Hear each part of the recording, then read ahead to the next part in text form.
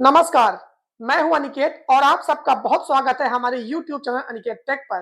दोस्तों, आप गूगल पे, फोन पे और पेटीएम जैसे ऑनलाइन यूपीआई ऐप्स का इस्तेमाल तो करते ही होंगे, लेकिन जहां एक तरफ इन यूपीआई ऐप ने हमारी जिंदगी को पैसों के लेन-देन के मामले में थोड़ा-सा आसान बना दिया है, थोड़ा क्या बहुत आसान बना दिया है, लेकिन साथ ही साथ रोज ना दूसरी तरफ दोस्तों इन यूपीआई ऐप में रोज अलग-अलग तरीकों से फ्रॉड हो रहा है, जिससे लोगों की गाढ़ी कमाई लगातार कट जा रही है, किसी का पैसा कट जा रहा है।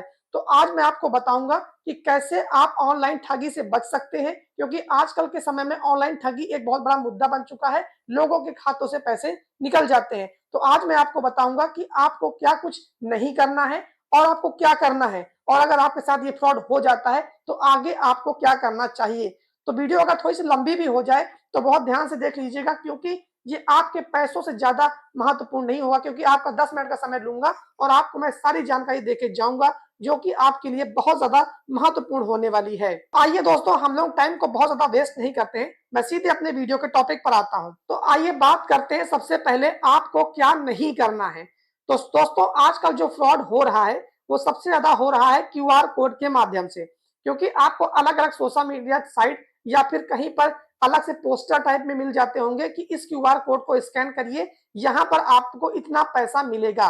तो आपकी जानकारी के लिए मैं आपको बता दूं दोस्तों, क्यूआर कोड का इस्तेमाल हमेशा पैसे भेजने के लिए होता है, ना कि पैसा प्राप्त करने के लिए होता है। इसलिए आगे से आपको कहीं भी किसी भी तरीके से कोई क्यूआर कोड दिया जाए कि इसको आप स्कैन करिए, आपको इतना पैसा मिलेगा, तो आपको उस पर भरोसा नहीं करना है, क्योंकि क्यूआर कोड का इस्तेमाल पैसे देने के लिए होता है, ना कि पैसे लेने के लिए होता है। तो सबसे बड़ी बात तो आपको स्कैन क्यूआर कोड को नहीं करना है। और जो दूसरे तरीके से फ्रॉड हो रहा है वो ये कि व्हाट्सएप या फिर आपके डायरेक्ट एसएमएस में एक कोई लिंक आता है, जो कि जो लोग फ्रॉड करते हैं वो भेजते हैं, बताते हैं इस लिंक पर आप क्लिक करेंगे तो आपने इतना पैसा जीत रखा है, आपका नंबर इतने लोगों की लिस्ट में टॉप पर आया है, अगर आप इस पर क्लिक करते हैं तो हम आपका वेरिफिकेशन बाकी आपकी कुछ जानकारी लेंगे तो आप इतना पैसा पा सकते हैं। लेकिन आपको इसके झांसे में भी नहीं आना है, ये भी एक तरीके का फ्रॉड है। जैसे ही आप उस लिंक पर क्लिक करेंगे, आपकी जो व्यक्तिगत जानकारी होंगी वो दूसरे के साथ शेयर हो जाएंगी जो लोग फ्रॉड कर रहे हैं, और आपके अकाउंट से पैसे कट जाएंगे।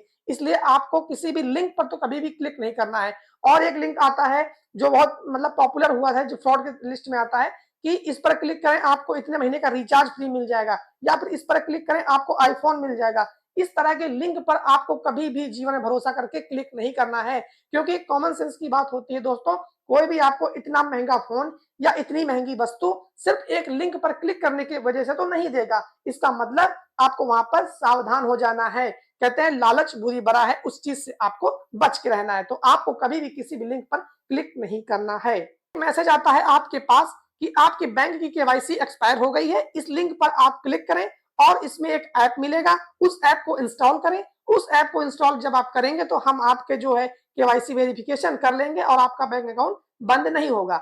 सबसे पहली बात तो आपको बता दूं, कोई भी बैंक, चाहे वो प्राइवेट हो या फिर चाहे वो सरकारी बैंक हो, वो आपको मोबाइल फोन के माध्यम से ये ई केवाईसी कभी भी नहीं करवाएगा। जब आप बैंक में कभी पैसे जमा या निकासी करने जाते होंगे तो वहां पर आपको खुद बताया जाएगा कि भैया आपकी केवाईसी नहीं हो पाई है, आप आधार कार्ड पैन कार्ड अपना जो भी डॉक्यूमेंट है ये दे दीजिए, नहीं तो आपका अकाउंट बंद हो जाएगा। आपको केवल बैंक पर भरोसा करना है, ना कि किसी कॉल पे, ना किसी एसएमएस पे। कोई कितना भी कहे कि आपका एटीएम एक्सपायर हो गया, आपकी केवाईसी एक्सपायर हो गई है, आपका सब कुछ एक्सपायर हो गया है, लेकिन आपको उस पर भरोसा नहीं करना है। आपको सिर्फ भरोसा करना है बैंक पर, क्योंकि बैंक कभी भी आपको फोन पर नहीं मांगता है सब चीजें, ना भी आपका आधार कार्ड, चाहे पैन कार्ड, चाहे पासबुक, ना चेकबुक, आपकी जुड़ी आपसे बैंक की कोई जानकारी बैंक नहीं मांगेगा। और एक चीज, ओटीपी, आपको जीवन में कभी भी किसी को अपना ओटीपी ऑनलाइन तो बिल्कुल ही नहीं बताना है, क्योंकि होता ये है कि कहते हैं भाई आपका जो है जो ड्राइविंग लाइसेंस एक्सपायर हो गया है, उसको हम लोग जो है रिन्यूअल करने के लिए आपके मोबाइल से वो ओटीपी चाहते हैं, या फिर कोई और भी तरीके बता सकते हैं कि हम मतलब फलानी सरकारी एजेंसी से बोल रहे हैं, आपका जो मोबाइल नंबर है वो ब्लैक लिस्टेड है, आपको ने कुछ फ्रॉड किया है, ओटीपी आया है, सेंड करके आप जो है इसको हमें बताइए तो आपका मैं वेरिफिकेशन करना चाहता हूँ। तो आपको कभी भी जीवन में ओटीपी किसी को नहीं बतानी है, चाहे आपको कोई कितना भी कुछ कहे कि आप ओटीपी बताएं, please don't share your OTP.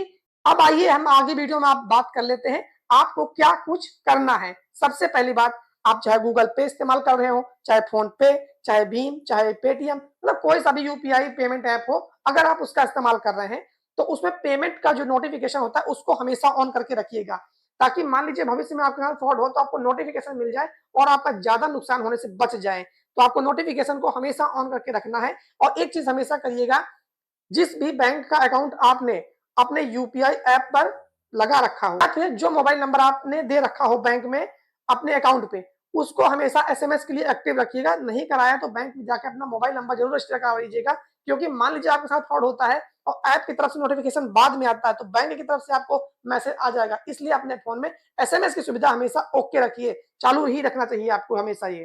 दूसरी चीज जो आपको करनी है, आपको कभी भी किसी के सामने भी अपना बैंक बैलेंस कभी भी किसी यूपीआई ऐप में नहीं चेक करना है, क्योंकि वो कभी-कभी हो जाता है कि लोग कहते हैं देखें चेक करें कितना बैलेंस होता है।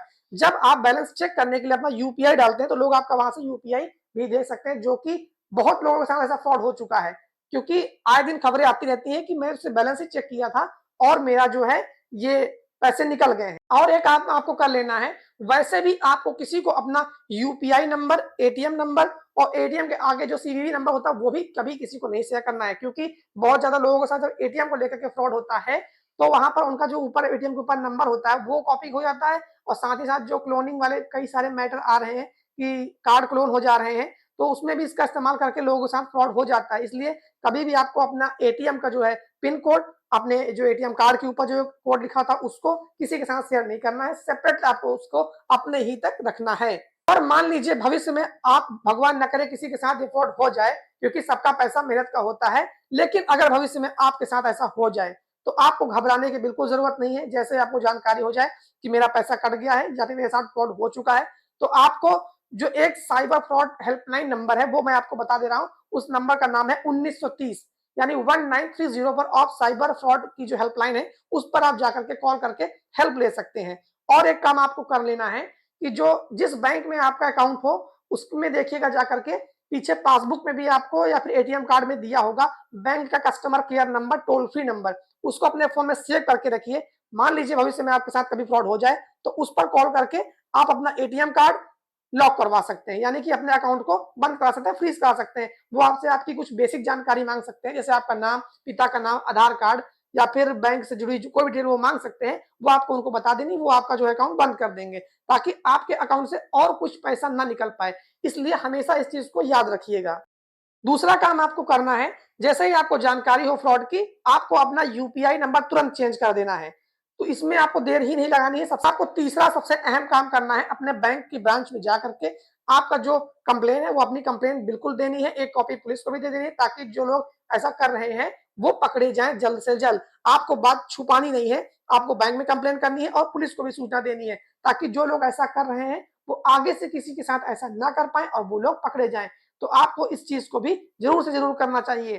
तो दोस्तों, अगर आप मेरे द्वारा बताए गए इन सब चीजों को फॉलो करते हैं, ठीक से जो मैंने आपको बताया सब कुछ आप करते हैं, तो हो सकता है कि बैंक से हो रही जो लोगों के फ्रॉड है उस पर सके। क्योंकि मेरा प्रयास ये है कि लोगों के साथ जो फ्रॉड हो रहा है वो ना हो। मेरे वीडियो बनाने का मतलब ये है, अगर मेरी वीडियो बनाने से किसी एक लोग को भी फायदा हो जाता है तो मैं वीडियो बनाऊंगा। अगर आपको मेरी जानकारी अच्छी लगी तो आपकी भी जिम्मेदारी बनती है, एक लाइक भी कर दीजिएगा, क्योंकि आपका एक लाइक हमारे लिए बहुत ज्यादा इंपॉर्टेंट हो जाता है। और अपने दोस्तों के साथ जरूर शेयर कीजिएगा, क्योंकि मेरी सिर्फ ये वीडियो व्यूज के लिए नहीं है दोस्तों। व्यूज तो मुझे बहुत वीडियो से मिला करते हैं, लेकिन मेन रीजन ये है कि लोगों के बीच में जागरूकता फैलनी चाहिए। मैं भी चाहता हूं कि लोगों की जो गाड़ी कमाई है वो कोई चोर ना ले जाने पाए।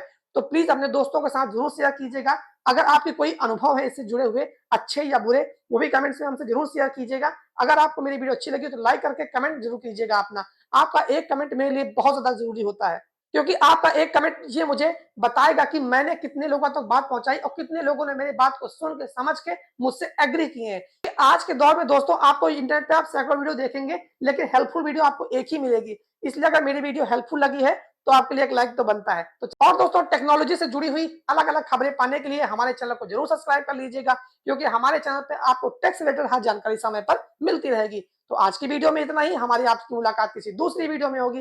तब तक के लिए आप सबका बहुत बहुत धन्यवाद।